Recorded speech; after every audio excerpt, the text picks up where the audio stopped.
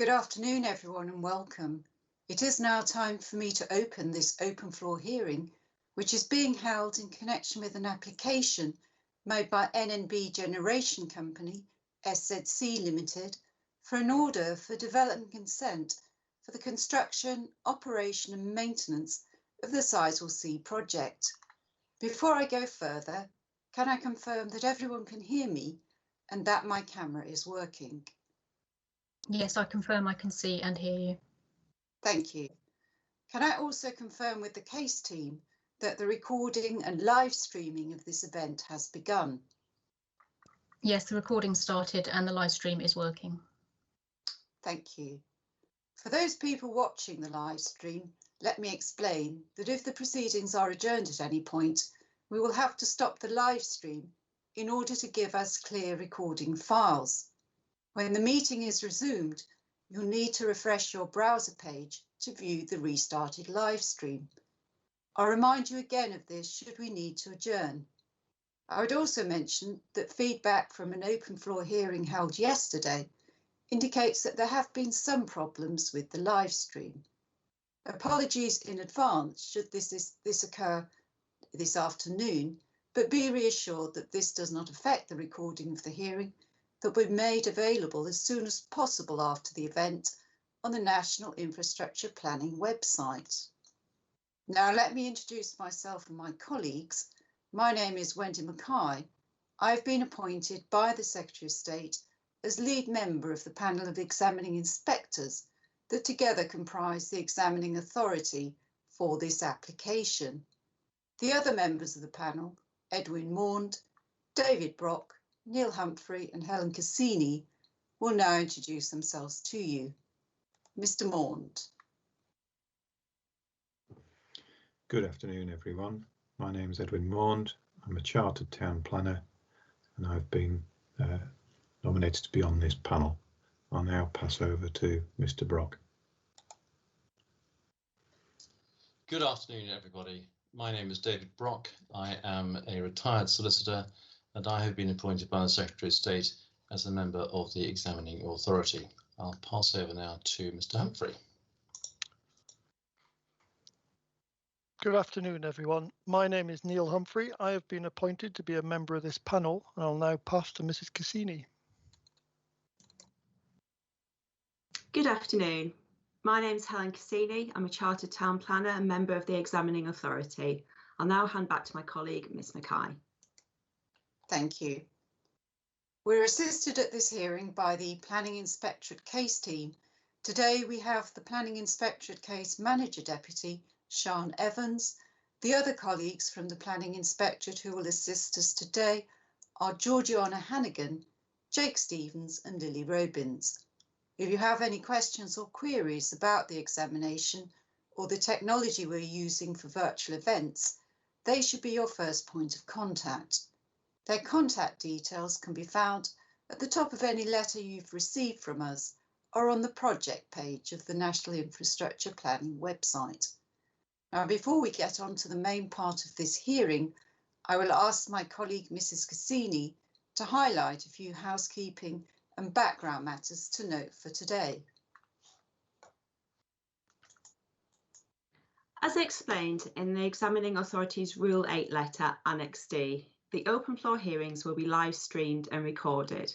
Recordings will be published on the project page of the National Infrastructure Planning website as soon as possible after each hearing closes.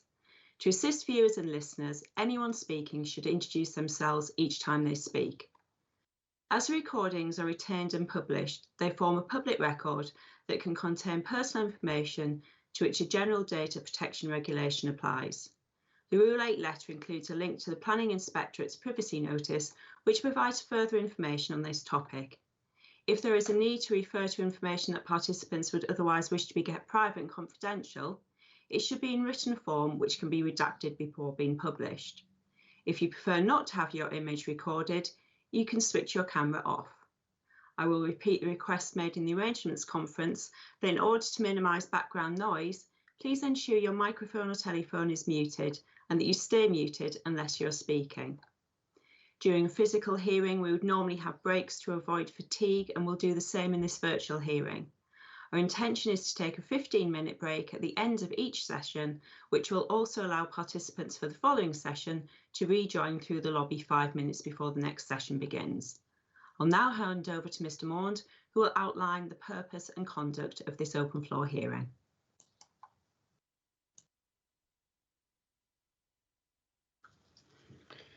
Good afternoon. The open floor hearing provides an opportunity for interested parties to make their oral submissions about the application to the examining authority. It also gives us an opportunity to ask speakers questions about the evidence that they have presented. Today we will hear from interested parties who notified us in advance of the hearing that they wish to speak and completed the participation form. They will be followed by non-interested parties who will be heard at the discretion of the examining authority. All speakers will be heard in accordance with the running order set out in the detailed agenda for this hearing. To make best use of the available hearing time, the detailed agenda sets out the maximum speaking time that each speaker listed on the running order has been allocated. One of my colleagues will be timekeeping and will indicate to you when you have 1 minute left of your allotted time by appearing on screen. If you have not concluded all that you wish to say within that time, then you're invited to include the remainder within your written summary of your oral submission at deadline 2, which is Wednesday the 2nd of June 2021. Once you've spoken, the panel may wish to ask you questions. This will not, of course, intrude upon your speaking time. Finally, the applicant will be given an opportunity to briefly respond to any matters raised after all speakers have been heard, either orally before the close of the hearing or to submit a written response at deadline 2, Wednesday the 2nd of June. Please can I check who will be speaking for the applicant this afternoon? Good afternoon, I'm Carly Vince. I'm the Chief Planning Officer for EDF Energy and I'll be speaking on behalf of the applicant today. I do have my colleague Tom McGarry, our communications lead, and Richard Bull, our transport lead, should they be needed to be called upon.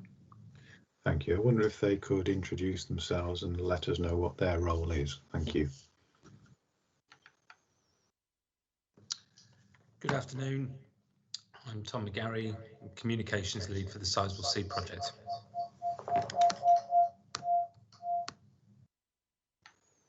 And good afternoon, everybody. My name is Richard Bull, and I'm the Transport Lead and also look at associated development for Sizewell. Thank you. Thank you very much. For clarity, can all interested parties please note a second examiner will appear on screen at the point you have 1 minute remaining of your presentations. If you join via a phone or we note your camera is switched off, we will give an oral warning of 1 minute remaining. I'd also like to reassure everyone that all members of the panel are present and listening carefully to what you have to say. We are not, however, remaining on screen throughout, as we wish to minimise the demand on the IT systems, ensuring the best quality of audio and video for participants. I will now hand over to my colleague Mr. Brock, who will start inviting representations from the speakers in running order before handing over to another panel member and so on. Those listed to speak on session 2 of this hearing may now leave the hearing and rejoin as indicated in the detailed agenda before the start of the second session. Thank you.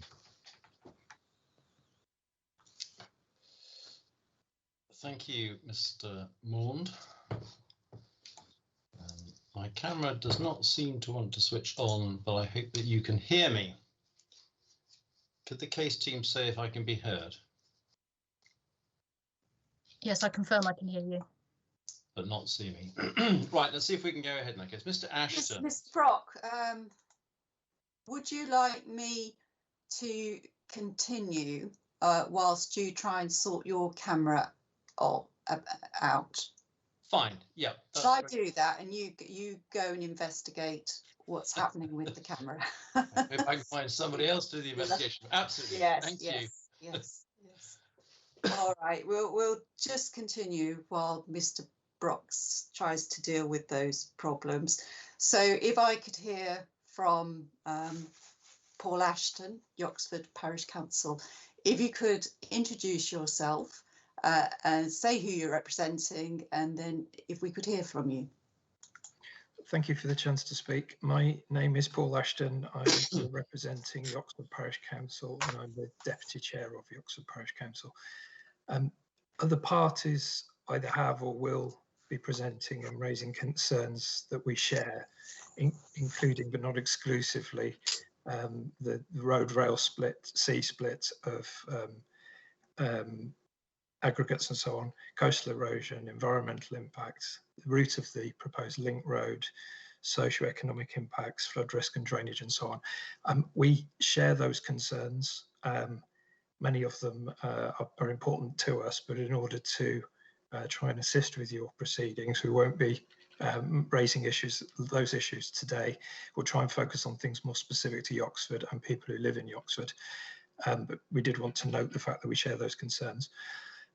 Yoxford is a village of around about 725 people who live, and it's sited about 6 miles northwest of the Sizewell development.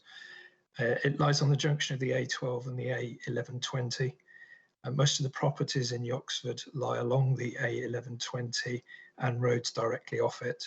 There's some properties on the A12, both north and south of the centre of the village, and some properties along the B1122 within the parish of Yoxford.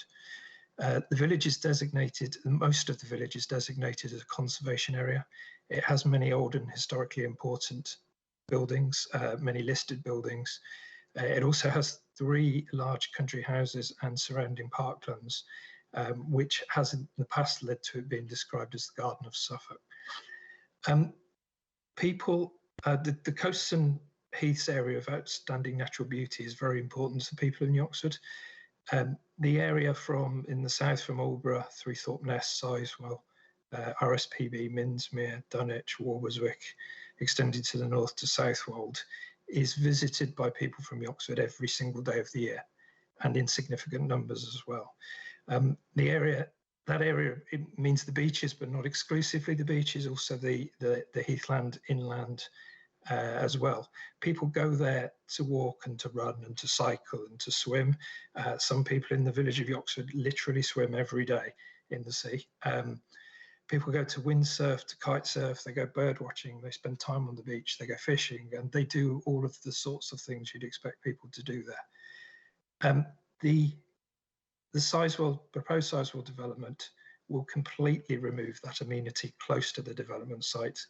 It wouldn't be realistic to expect people to continue to do any of those things near the development site.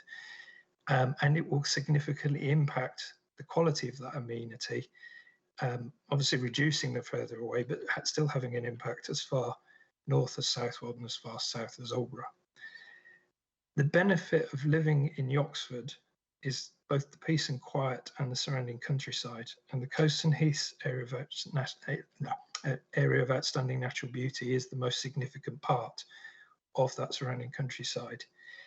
We will be losing a very significant amenity to us with absolutely no mitigation.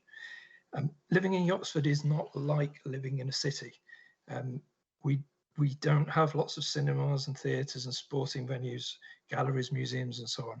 What we have is the coastline.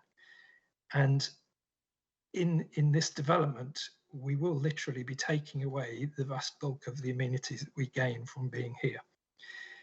Another thing to focus on in terms of that impact is to consider that 35% of the people who live in Yoxford are over 60 years old. That's 250 people, or approximately 250 people. The elder of that group are not likely to outlive this development should it proceed. A very significant proportion of that group will have that development going on for the whole of the rest of their active lives where they remain in good health. And then for pretty much all of that group, a very significant part of their active lives in good health will be taken up with this development. So it is it's difficult to get across just how big an impact this will have on us. And actually, of course, that impact doesn't just apply to Oxford, it applies to all of the towns and villages around this area. It is a very significant impact, and we want to ensure that you appreciate that. The amenity that we get from the coast and heaths area of outstanding natural beauty is obviously also the reason why tourists come here.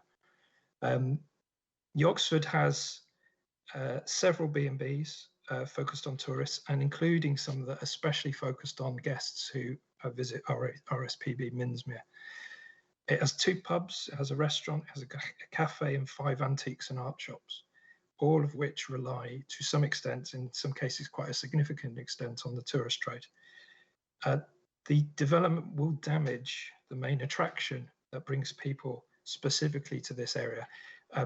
Clearly, the whole of the coastline along Suffolk will have some damage, but the damage is going to be very significant to somewhere like Yoxford, which is serving an area that's very close to where the development is happening. It seems likely to us that the development will cause enough damage that some of those businesses will be forced to close. And there does not appear to be any mitigation from that, or suitable mitigation for that impact. People in Yoxford also work in the tourist industry, in businesses in the village, but also in other businesses outside the village along the rest of the coast and heaths area of outstanding natural beauty. The same pressures on tourism will apply there as well. Other businesses outside the village will probably close, and people in the village will lose their jobs as a result of it. That obviously on top of the recent trials and tribulations we've had with the pandemic. For people in Yoxford, it appears to us that the harm to businesses and jobs is clearly going to outweigh the potential benefit. And we recognise that there will be benefit. People in Yoxford will get jobs at Sizewell, but the damage this development will cause to us looks like it's going to be bigger.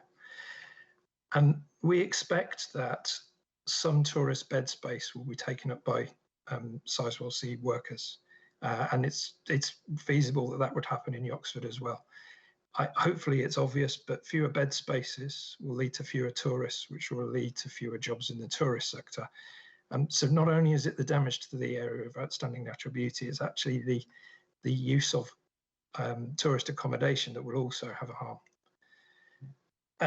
One of the biggest impacts on Yoxford is going to be on traffic and roads. The impacts on Yoxford are going to result from cars travelling to and from the campus and the Northern Park and Ride throughout the entire development. HGVs from the north and Park and Ride buses using the A12 and B1122 throughout the development.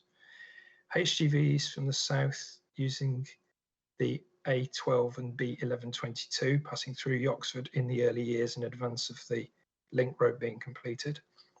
Cars from the south using the same route to get to the campus in the early years in advance of the link road. Miscellaneous car journeys by workers from the campus and other locations travelling through Yoxford. Miscellaneous journeys by cars and light goods vehicles supporting the campus and development site. And then the displacement of other journeys caused by congestion caused by the traffic related to the Sizewell C development. It's quite a complicated picture with 4 roads, a couple of junctions and so on. I'll try and walk through each road in turn maybe. The A1120 is the main route for cars and light goods vehicles coming from the west. It's likely to be the route that anybody from the north and west would travel to and who is coming a decent distance and would be staying on the campus. The route of the A1120 passes through the centre of Yoxford. The road is narrow, although this is designated an A road. It appears to be anything but when you travel through the villages along the route of that road, all the way from Stowmarket to Yoxford and including Yoxford. There are historically significant houses right up to the roadside. There's parked cars, there's limited two-way traffic in many places. The road is narrow and bendy in the village and on the approach to the village. There's hidden entrances and so on. We have concern about the way the forecasting of the traffic impacts on the A1120 have been done.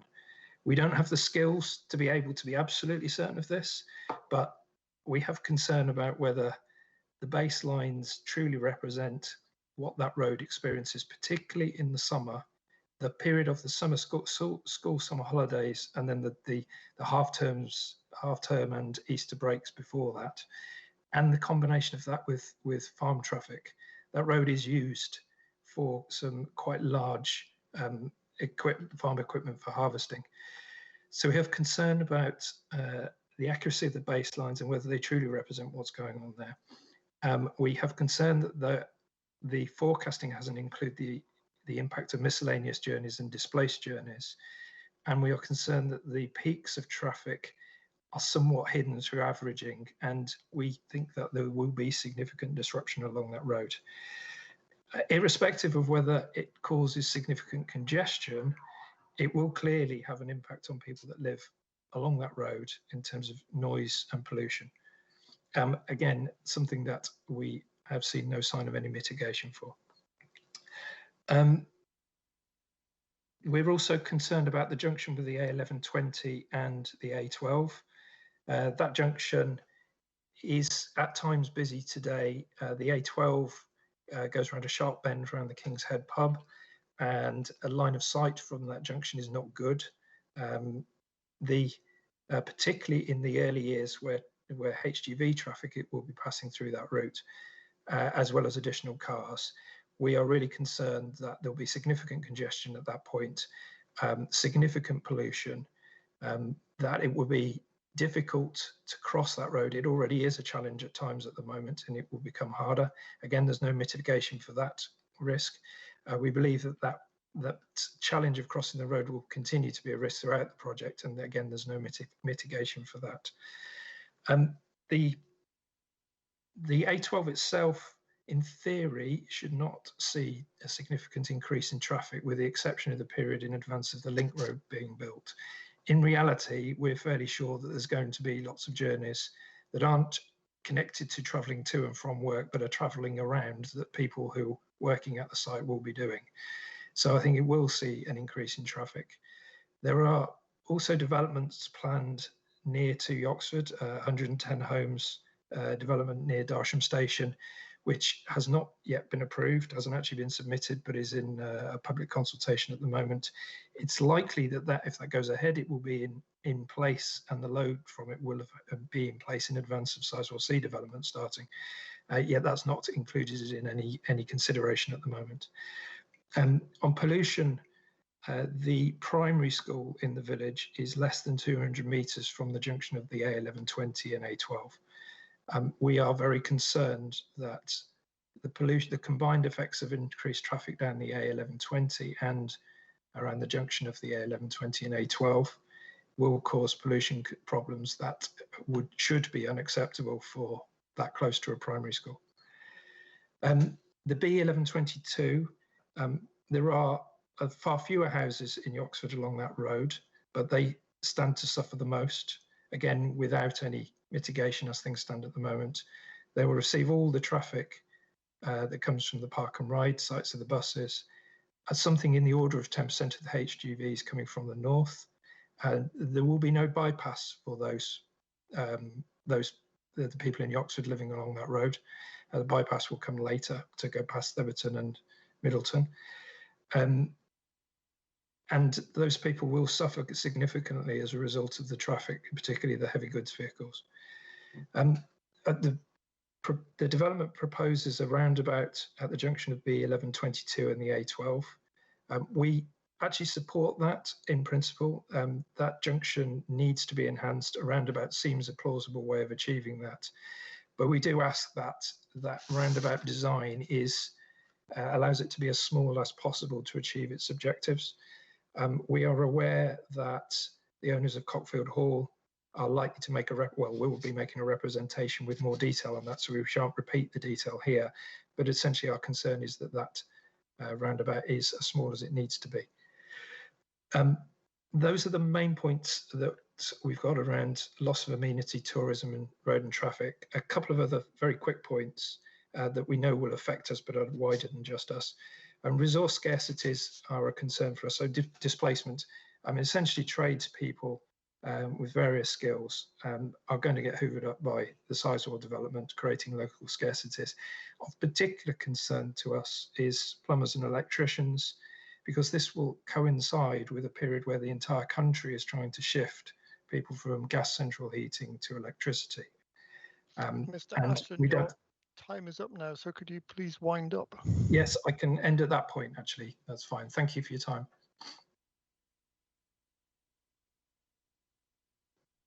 Thank you, Mr. Ashton. I think Ms. Mackay is still muted. Yeah, thank you. I've done that twice today. Mr. Ashton, thank you very much for that. And the residential development that you did mention, the potential residential development at Darsham Station, could you include details of that and perhaps an anticipated timeline in the written summary of your oral submissions? Yes. Thank you. Right, Mr. Brock is back, so I'll hand over to him. Thank you very much, Ms. Mackay. Mr. Ashton, I'm sorry I missed what you were saying. I will listen to the recording after today's session. Thank you. Thank you. Thank you. Right, I think I can call on Mr. Andrew Quartermain now. Hello. Good afternoon, Mr. Quartermain. Would you like to introduce yourself and then tell us what you have to say? You have 15 minutes. Thank you very much. Thank you for having me. I'm Andrew Quartermain, Chief Executive of Procorder Trust and Leiston Abbey. So I'm representing Leiston Abbey today doubly as the nearest public site to the proposed construction worker campus. Doubly in as much as Procorder Trust, the charity and music school that operates out of Procorder and indeed has done since 1979, and also us, Procorder, as managers for English Heritage. We work very closely with English Heritage, and this is a partnership that was cemented even more so last year as we acquired the freehold for Leiston Abbey from the Church of England, from the diocese. So it's now a straight two-way partnership in terms of Procorder Trust and English Heritage. So that's double representation. Procorder itself serves over 2,000 young people and children. It's one of the largest performing arts music course providers, not just in the UK, but in Europe. Our offer is mainly residential courses. So in every single week and indeed day and hour of school holiday time, that is courses for talented musicians and young instrumentalists from across the world that come to us. And then within the last 15 years, we've developed a cutting-edge program for special educational needs and disabilities, and we're now the largest music course provider for special schools and SEN units across the UK. So it's a very significant national education offer as well. And in recent years, also our community offer in terms of not only our work with local schools, but our box office that we've developed within our community concerts at Leiston Abbey, which take our audiences right into the heart of the monument of Leiston Abbey and attract international artists from across the world. We've obviously been talking to EDF, like so many, for many years. It's been a largely positive process, and as much as we've always said that we want to engage positively with them, there's been some work, especially in recent times, on noise. There still remain some significant gaps, and the most crucial of them, which I really want to focus on right now, is safeguarding, and in particular safeguarding of the very vulnerable children and indeed young adults who access our courses. We're acknowledged as the nearest neighbour in terms of public open space to the construction worker campus, and as I said just now, serving over 2,000 young people a year. And to put that into context, that's more than the addition of the local secondary school and indeed local primary schools. And I don't mean that in any kind of competitive way. I myself were a governor of Ord Valley Academy, and indeed up to recently was a governor of Leiston Primary, and as a current governor of Ord Valley will be part of their process. But it really is a numbers game in this sense. And our main concern here in relation to the worker campus isn't a mistrust of each and every one of those workers. As I say, it's about numbers, it's about perception, it's about risk, and it's about confidence. The confidence of head teachers and academy trust CEOs across the country who send their schools to us.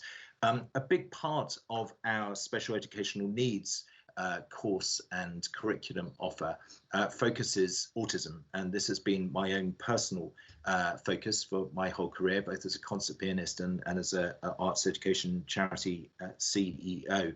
And you know, we live in an age where the value of the autistic mind is being respected and indeed tapped into as never before. And our offer basically at Lacey Abbey for the hundreds of autistic children who come to us every year is that we take them out of their own environments, often by the way an inner city environment. They come to this place of seclusion, of tranquility, of a real kind of beauty and inspiration for them. And in that place of escape, that place of seclusion, we use the power of music and the performing arts to really give them life-changing skills, you know, through the music curriculum, for example, pulse and phrase, developing speech and language, but also through the confidence that comes from being on stage, from performing. Our barn, the medieval barn at Lacey Abbey, is a fully equipped theatre. We have 2 other performing spaces in the Abbey, as well, of course, our studios.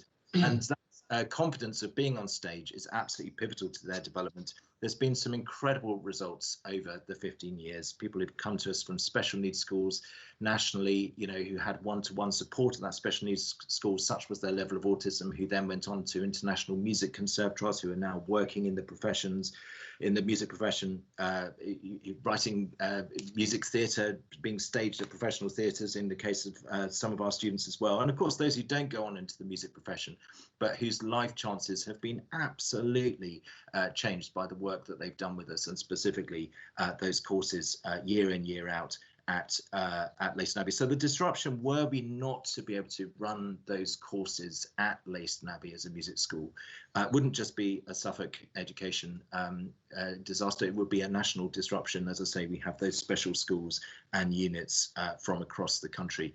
Again, we've negotiated and indeed talked very positively to EDF about this over a long period of time. The big sticking issue really is an assumption that Lacey Abbey is, as indeed it is, already a public access site.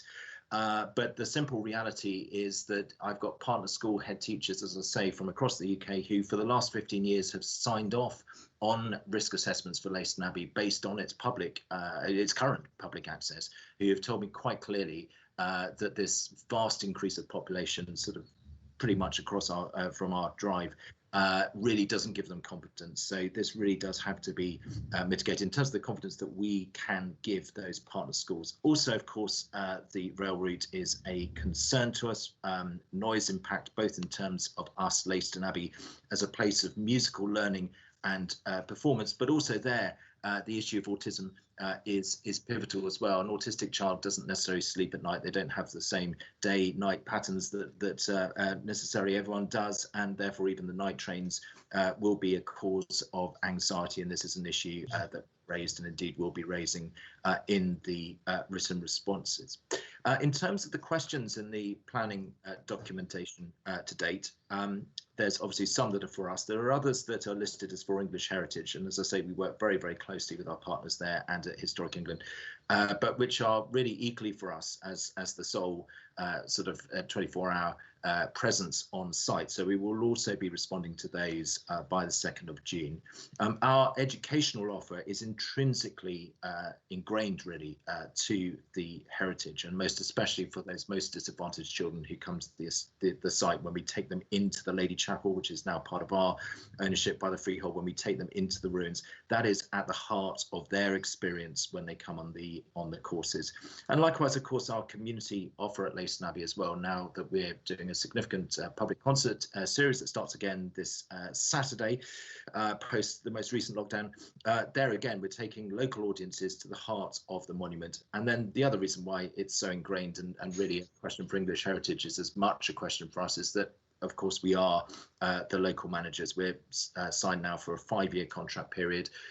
And we have every anticipation that's the next 5 years, and especially as freeholders now, and with our close working relationship there, we have every anticipation of that being renewed for a further 5 years. So in other words, we will be the managers and the exclusive managers of the site for the period in question. and beyond. And here I believe there's also a real positive via a joined up process between EDF, English Heritage, Historic England and Procorder Trust. We believe that we can not only preserve the heritage asset, we do believe it's doable. We don't think it's absolute doomsday in that respect, but also in a really cost-effective and partnership working way, enhance the visitor experience, not only for the local community, but also for the visitors across the world who come to Leiston Abbey. In terms of the question in part 5 of the planning documentation, NB.1.99, where it asks what progress has been made with the Procorder Music School. Well, as I say, we have had positive engagement. Recent discussion with EDF has been regarding how our own Procorder team could be enhanced to beef up site security. We have a very small team, despite having a large remit and serving over 2,000. We are a really small team, but we do have a long way to go in terms of our progress within that agreement.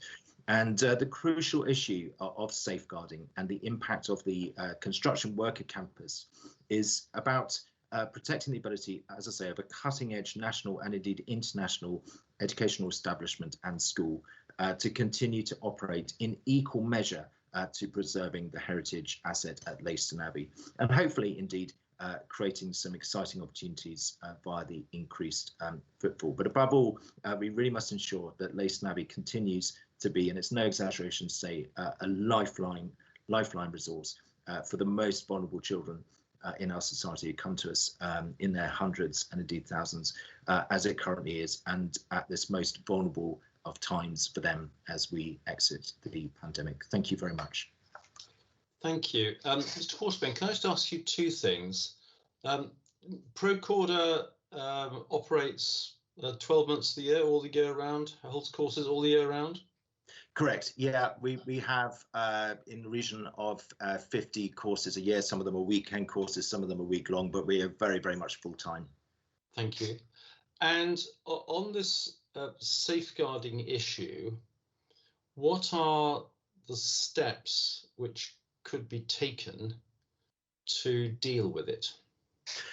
Yeah, it's a very good question. I think as we've been talking to EDF about this very issue, it's about the managing of that footfall. As I say, we anticipate there could be a lot of positives of having an increased number. There may be amongst those construction workers living opposite, many who would want to access our concerts, etc. But it's about controlling it and having a proper flow through to the site, which in turn will give confidence to the head teachers that I was talking about who need to sign off on the risk assessments of the many schools who come to us. So if they can see that increased security, both internally from Procorder and the way in which we're engaging throughout the 12 years with EDF, I think it will go a long way it's about giving confidence, as I say.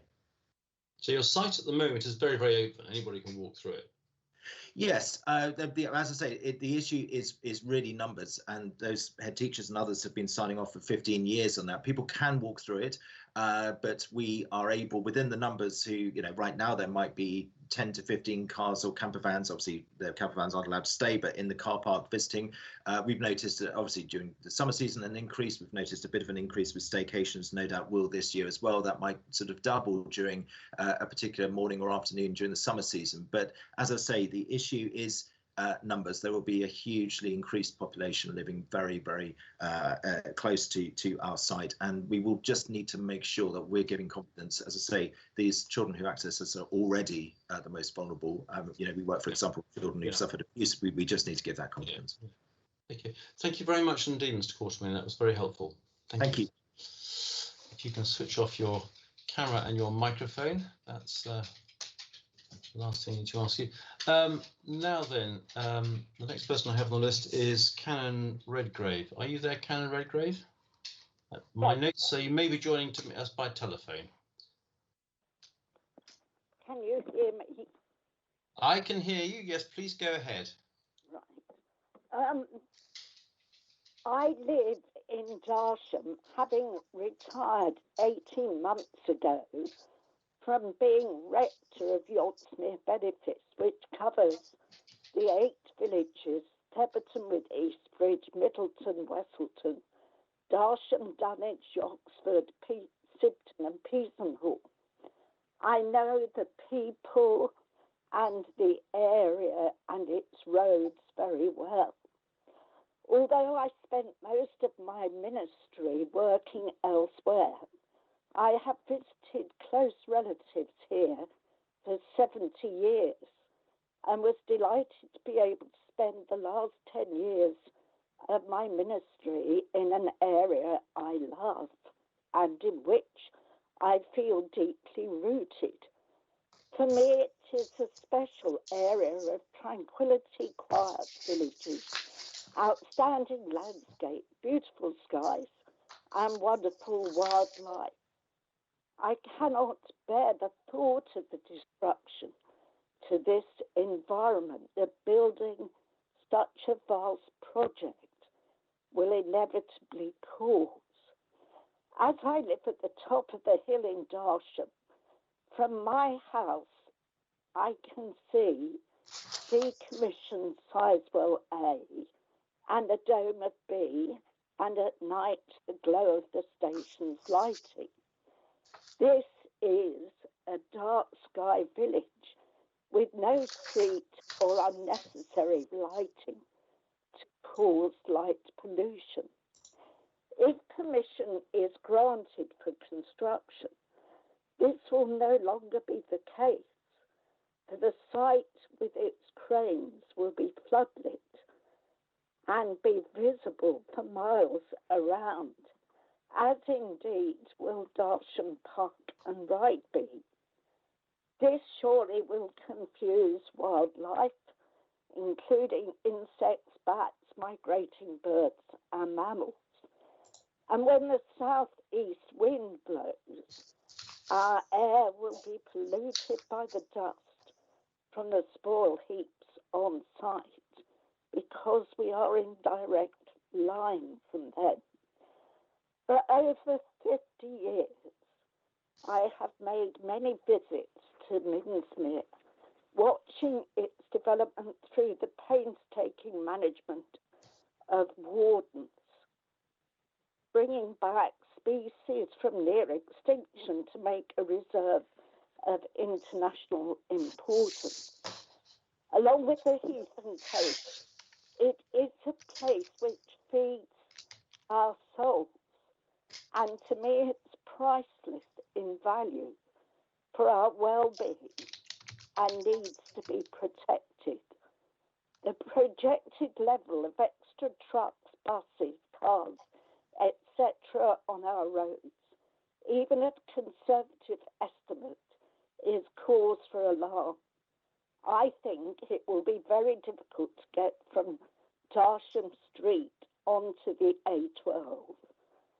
I use the A12 as most villagers do, or the B1122 to go either to Leiston, Saxmundham or Halesworth, to visit supermarkets, essential shops, attend doctors, surgeries, dentists, opticians, podiatrists, and even to take our dogs to the vet. I'm not alone in this. It's the experience of all residents in the villages. We have to travel for Canon Redgrave, you've just got 1 minute left now. Also to attend hospital appointments in either Ipswich or Goulston, both 25 miles away. The increase in the volume of traffic will cause long delays and will have a major impact on our emergency services. A 10-year build is not a short time frame. In my remaining years, and for many others, I seriously believe that lives will be shortened by the stress of the continuous 24-hour, 7 days a week, round-the-clock operation. And from my experience of working in previous areas, huge development, I'm certain this area will not cope with the vastness of this project, even with the changes. Canon Redgrave, your time is up now. Could you wind up, please? The EDF proposes. Thank you, I've finished. Thank you. Janet Redgrave, thank you very much indeed. Now, the next person on my list is Patricia Dowding.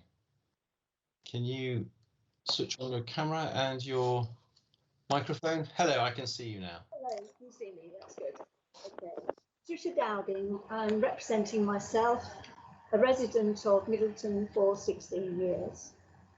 That a new nuclear power station would seriously be considered to be built in such a sensitive and fragile protected landscape, classified as AONB and SSI on an eroding coast, is absolutely beyond me. I fear that decision makers do not understand and recognise that this site is so important to our natural world for all, not just those of us who actually live in this corner of East Suffolk. From my research viewing respected energy experts' views on the energy market and future needs, I also do not believe there is a need for another nuclear power station in the UK. Secretary of State for BEIS, Kwasi Kwarteng, turned down the invitation to visit this area and said he thinks EDF are nice people to deal with. They might be nice to him, but to be honest, they show little respect for us. He and his Energy Minister, the Right Honourable Anne-Marie Trevelyan MP, have both implied that Sizewell will go ahead. What happened to due process? EDF has astounded us for at least 10 years with their arrogance and blatant disregard for our communities, our views, our existing local economy, and the impact on the lives of the people who live in this very special place, which will be altered forever if this project goes ahead. Examiners, please ensure you fully understand East Suffolk, the challenges of travelling to it by road, rail and sea, the communities up and down the A12, and those also affected by the impact on local roads, rail proposals, and particularly those who live within the area that will be affected by noise, lost amenities, and all types of pollution, including light pollution, which has been mentioned many times. And not only that, the impact on local businesses. We really do need you to spend the required amount of time to see for yourselves the problems posed by the building of this project. Given my concerns regarding the scale and complexity of the tasks facing the examiners and the time available to complete a thorough examination in the given time period, I was pleased earlier today to hear our MPs support an extended timeline. There are so many outstanding questions that EDF need to answer, many different specific issues raised by our community that need to be resolved, and key agencies having to play catch up on work that is absolutely essential for any decisions to be made. EDF's choice of route for the SLR is a travesty. It creates more problems than it solves. There is a route that we all know about and has been mentioned several times in these hearings that is considered by experts and many in the community to be far more suitable. What is known or was known as D2, and we really need to know why that was rejected by EDF, and I would hope it could come back on the table. Project evaluation is compounded by the applicant seemingly using the Rochdale envelope as a convenient hiding place for issues and the level of their impact they have been unable to resolve or probably not even given serious consideration to.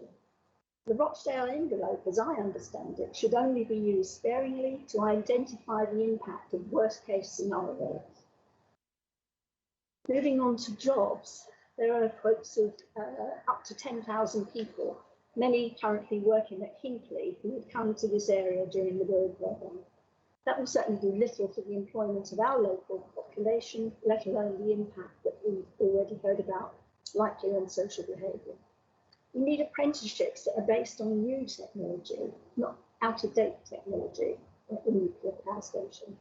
So please seriously consider the implications for residents and our economy if thousands of workers come into this area. Natural capital is what we have and continue to need to build our long-term economy. We do not need mega projects that will destroy this. And the EPR will not do anything carbon neutrality until 2040 at least, and we should be focusing on renewable technology. And finally, I'd just like to mention the financial implications of this project. EDF is essentially broke. Other investors walk away. It cannot afford to pay for what is likely to be a white elephant. It's relying on finance from other people, and who will end up paying? We will, the taxpayer and the consumer, to help it balance this bill. This project should not be their cash cow and a burden that we are living for our descendants. Thank you. He's muted.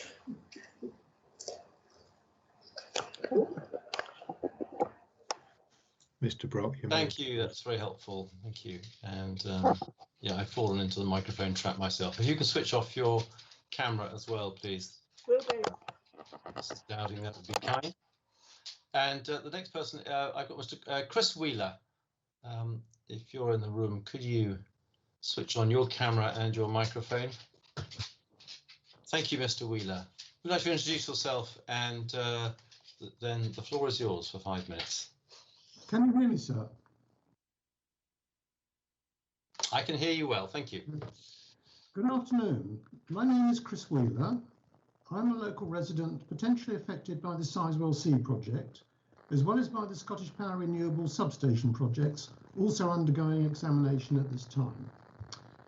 I'm extremely concerned at the failure of the applicant to propose the most productive use of rail transport to deliver and take away construction materials for their massive project.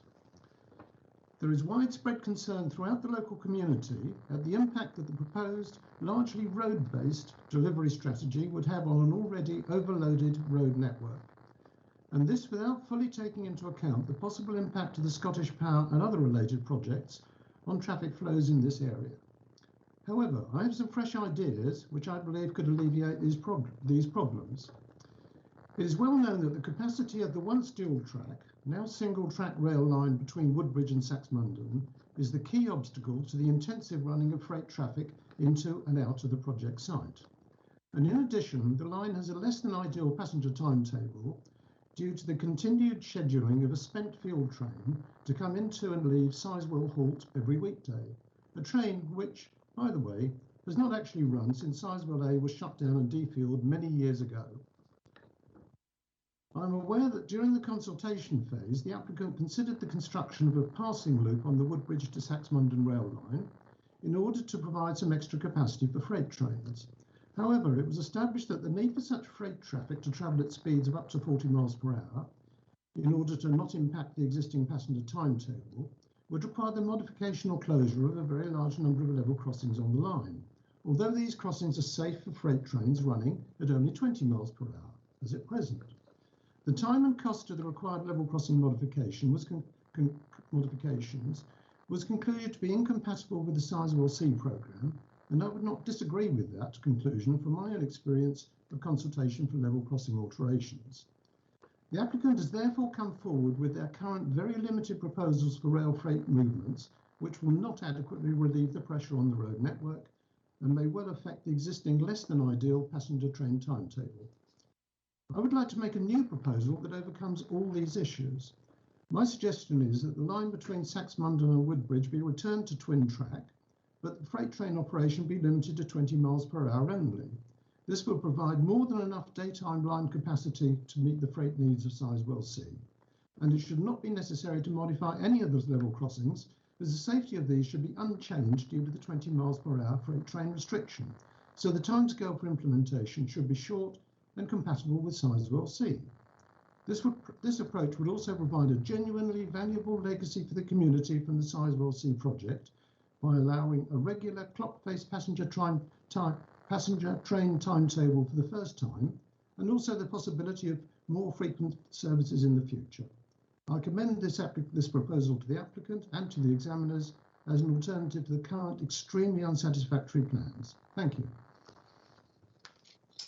Thank you very much indeed, Mr. Wheeler. Can I just ask you one question? You mentioned the spent fuel trains. Those haven't run for some time, have they? All that happens is there is a path scheduled in the Network Rail timetable between Crewe and Sizewell Halt for every weekday, passing through Saxmundham at about 9 o'clock in the morning to Sizewell Halt and returning again around about 4 o'clock. That train does not run. All that happens is that every 3 months, a driver with nothing better to do perhaps is given the task of driver familiarisation and drives down from Crewe to Sizewell Halt and back again. And that happens once every 3 months, and that is it. Thank you very much. I've been here 5 years trying to get that changed, but unfortunately it has proven difficult despite support from the Nuclear Decommissioning Authority to stop spending taxpayers' money on that train. Don't worry. Thank you very much. That's very clear. Thank you. If you could just extinguish your microphone and your screen, that would be lovely. The next person is Mr. Pete Wilkinson. Would you like to switch on your screen and microphone, please? Can you hear me? I can hear you well. Hello again. Hello, Mr. Brock. Thank you. Thanks for the offer of speaking to you this afternoon. I'd like to say today the cliffs at Dunwich are in visible retreat in the face of withering and accelerating climate change and sea level rise predictions. Within a century, according to the Environment Agency, Sizewell to the south will be an island. There are already hundreds of tons of spent nuclear fuel stored on that future island, representing an unimaginable amount of radioactivity. The legacy inventory of the UK's nuclear waste awaiting the arrival of a programme which will safely and securely deal with it, isolating it from the biosphere for centuries, amounts to 500,000 cubic metres, 5 times the volume of the Albert Hall. The overwhelming majority of that waste is low level and only mildly contaminated, thank goodness. But 3% of that waste is lethal and remains so for extraordinarily long periods of time. An estimated 538,000 terabecquerels of iodine-131, cesium-134 and cesium-137 was released over the course of the Fukushima disaster. The operator, Tokyo Electric Power Company, said the meltdowns released a total of about 900,000 terabecquerels of radioactive substances into the air during March 2011. The Quorum, the Committee on Radioactive Waste Management, estimated that the entire inventory of radioactivity contained in legacy waste in the UK, that which we have already created, is approximately 78 million terabecquerels. Not hundreds of thousands, but 78 million terabecquerels. By 2055, the date to which Sizewell B may operate, it is entirely possible, indeed probable, that there will be thousands of tons of Sizewell B spent fuel on the site. Sizewell C alone will add 4,000 tons. It's difficult, if not impossible, to estimate the amount of radioactivity that will have accumulated on the Sizewell site by the time the repository is available to receive the waste, because the availability of that repository is still in doubt due to technical uncertainties about our ability to genuinely isolate it, to the lack of confidence we have about the health effects of exposure to even low levels of radioactivity, and to the absence of a willing host community and the lengthy process involved in securing a suitable site. But one thing is sure, even today, the radioactivity on the site is huge, and it will grow quickly over the years if Sizewell C is granted planning permission. The period of time in which radionuclides in the spent nuclear fuel are considered harmful is expressed as half-lives, the time it takes for half the radioactivity to decay. Normally, 10 half-lives are required to pass before a radionuclide can be considered safe and in stable form. There are over 200 radionuclide decay products of uranium.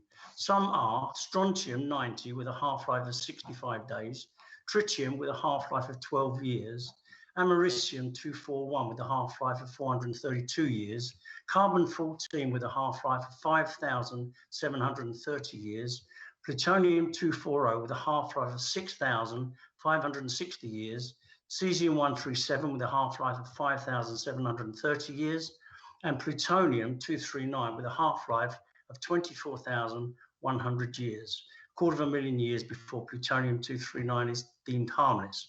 Is it remotely justifiable for a government at any level and of any hue to support the construction of another plant on an eroding coast when we know that Sizewell will be an island in the biological blink of an eye, that there will be no facility ready for receiving all that lethal radioactive spent nuclear fuel within that time, possibly ever, and that the possibility of a further Fukushima, Chernobyl, 3 Mile Island, or, God forbid, the repeated 1957 Windscale fire accident is ever present. Remember that all accidents are by their very nature and definition unforeseen.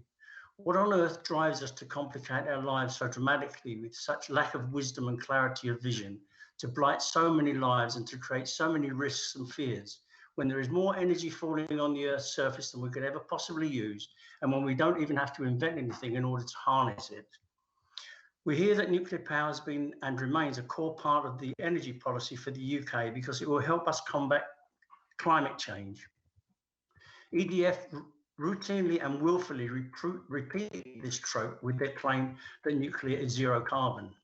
May I point out in closing that in order to use uranium in the reactor in the first place, the following steps have to take place: mining of the uranium, milling, enrichment and fuel fabrication, all steps which produce carbon. The reactor must be housed in a building. 12 million tonnes of aggregates will go into the construction of Sizewell C, carbon-heavy activities involving endless transport from the west to the extreme opposite side of the country.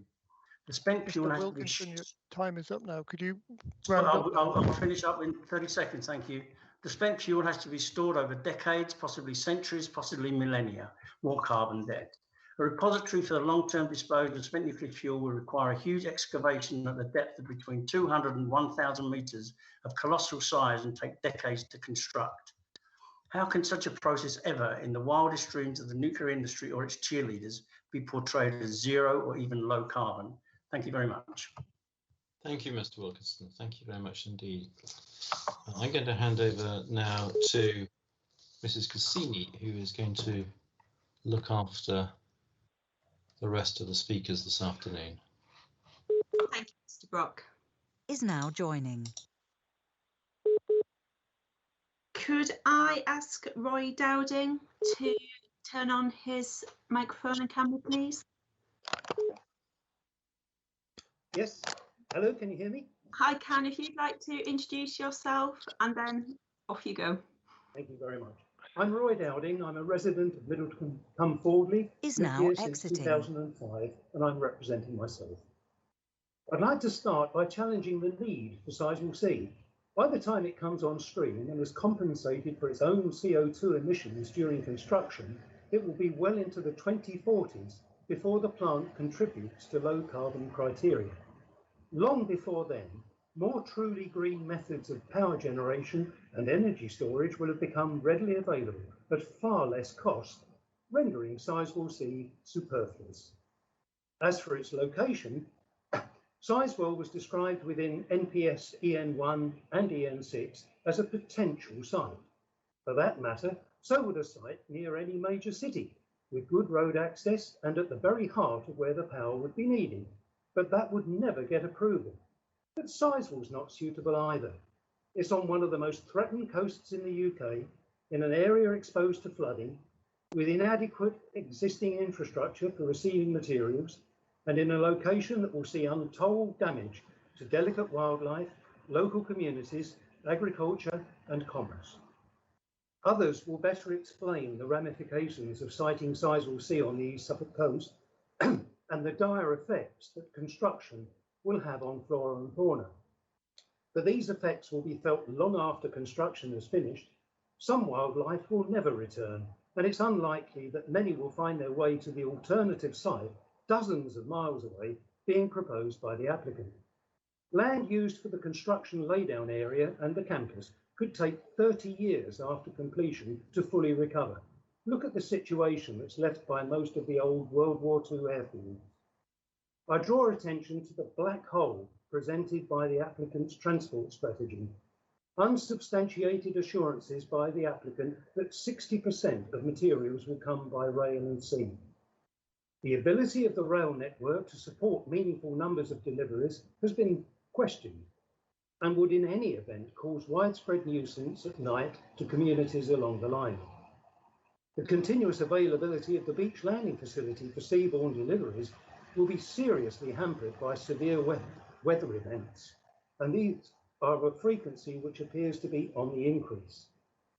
The applicant accepts that existing roads are not capable of carrying the remaining 40%, and that's assuming that rail and sea fully play their part, without amendment or augmentation.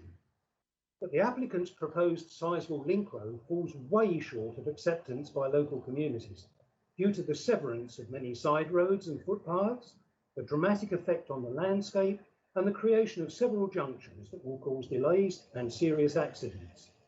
The applicant has dismissed, for less than sound reasons, the suggested alternative route D2, favoured by so many parties, that is more direct, with fewer junctions, affecting fewer houses, and of long-term future benefit. It's not only the transport strategy that raises serious doubts. Among the pledges made by the applicant that will not be met, such as gains for wildlife and reinstatement of the AONB, there are others. The reduction in tourism, acknowledged by the applicant, will produce a net loss, not a gain, in the local economy during the build and probably for some time thereafter. Likewise, there will be a loss of jobs in tourism, undermining the claim for great employment opportunities for local people made by the applicant. Many of those promised jobs will simply be workers temporarily poached or displaced from other existing positions. In other words, they are not permanent additional jobs. If Sizewell C proceeds, we face widespread loss of habitat for wildlife, huge increases in lethal airborne pollution caused by the vast number of extra vehicles, more road accidents, and life-endangering delays and disruption for emergency services. What is clearly emerging is a vision of the future where East Suffolk is subjected to unnecessary levels of danger to life and destruction directly attributable to Sizewell C for several decades to come, a process that has already begun with the outrageous felling of Coronation Wood to make way for a project that has not yet even been given approval. Thank you. Thank you very much, Mr. Dowden. If you'd like to turn off your camera and microphone, please. Brian Lowry is now joining. Thank you very much, Mr. Dowden. Could I ask Audrey West to join, please? Could switch on your camera and microphone.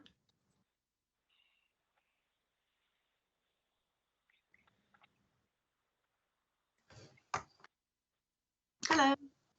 Hello. Hello. Hello. Hi, I can see and hear you. If you'd like to introduce yourself, and then you've got 5 minutes. Thank you. My name's Audrey West. I live in Halesworth.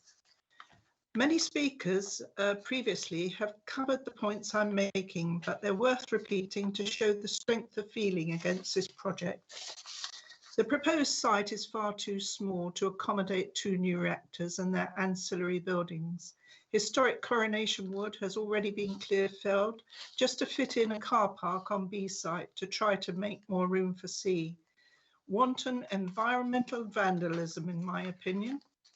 The site is situated on a receding coast and will become an island when sea levels inevitably rise. Dangerous radioactive waste from the 2 new reactors will be stored on site, along with that from Sizewell B, posing a risk for hundreds of years. This will be the heritage we leave for the future generations on this, the heritage coast.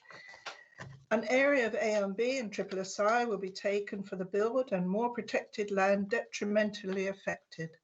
Valuable farmland will be concreted over for new roads and roundabouts. A huge number of precious trees and hedges and swathes of wildlife-rich habitat will be sacrificed.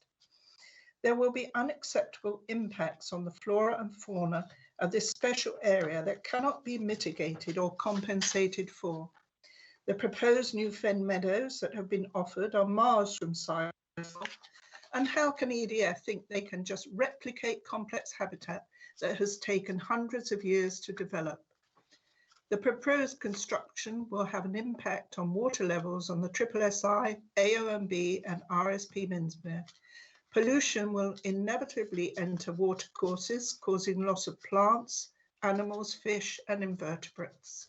The established ecosystem of the area will be damaged.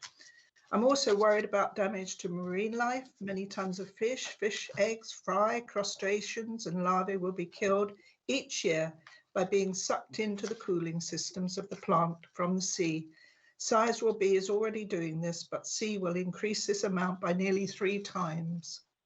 There will be a huge amount of extra traffic on local roads in the form of cars, vans, buses, thousands of HGVs for the length of the build.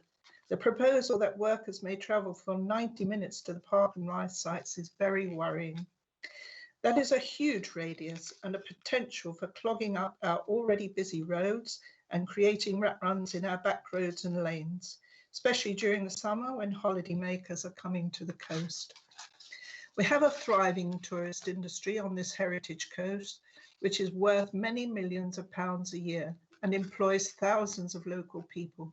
This valuable part of the local economy would suffer when we are overwhelmed by traffic, light, noise, pollution, and the visual impact along the coast. Visitors will seek more tranquil, unspoilt areas to stay, well away from the chaos and confusion. And who would blame them? But this is not an option for those of us who live here. I've lived in Suffolk for well over 50 years. I will have to endure the spoliation of the area that I know and love. And slightly misquoting Prince Charles, witness the growth of carbuncle on the face of the much loved friend that is our beloved coast and our beautiful county.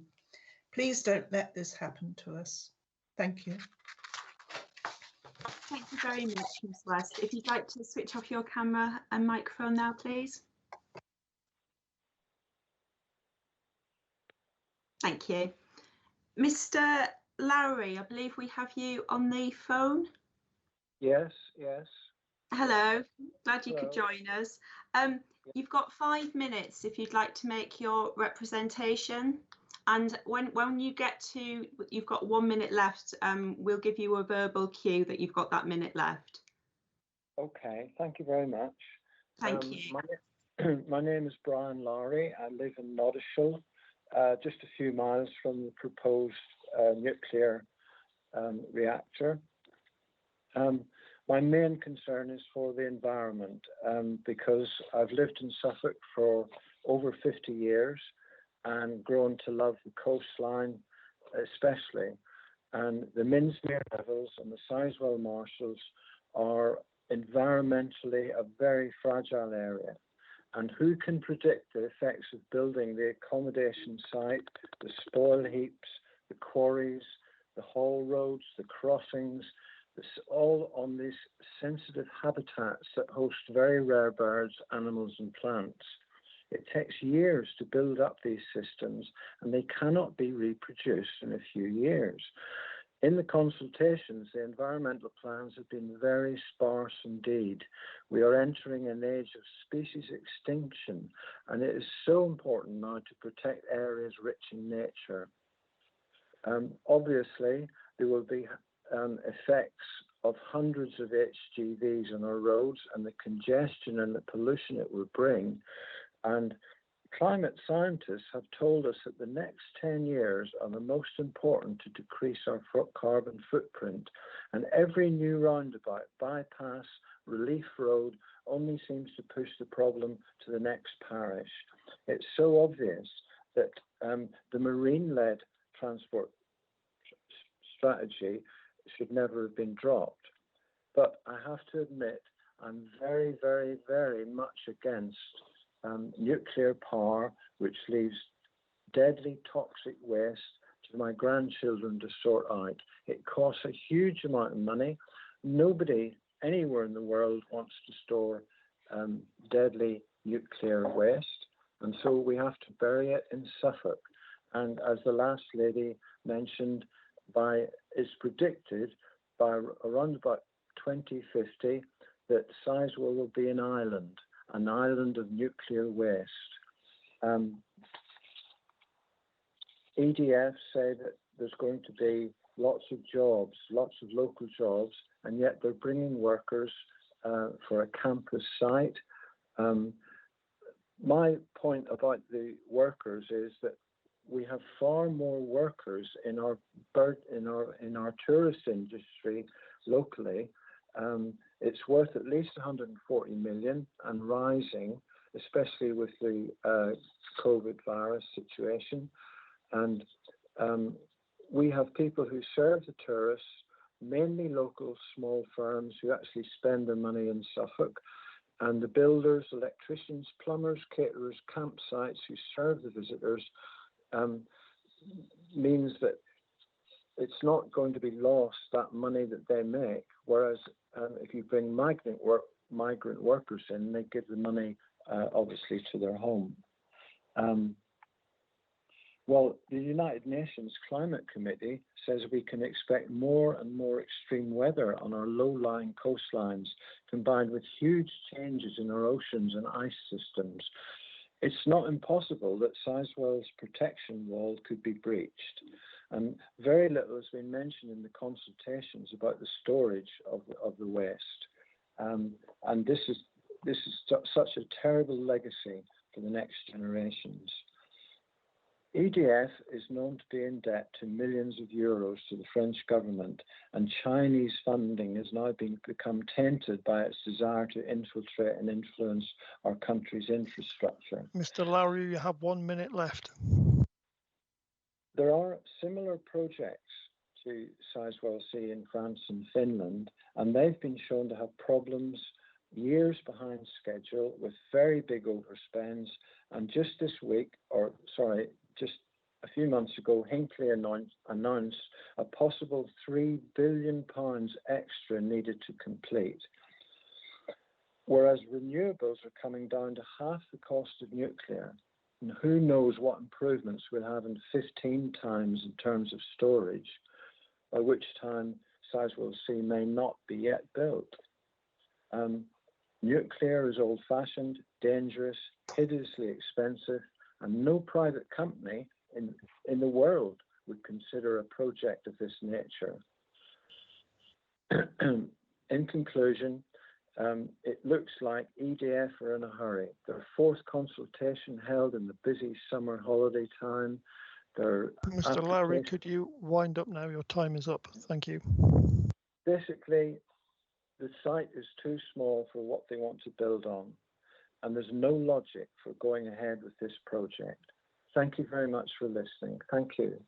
Thank you, Mr. Lowry. If you could mute your telephone now, if you'd like to listen to the rest of the session. Thank you. We are now going to adjourn until 4 p.m, during which time the participants for the next session will be able to join. So just to confirm, the next session will commence at 4 p.m. Thank you very much.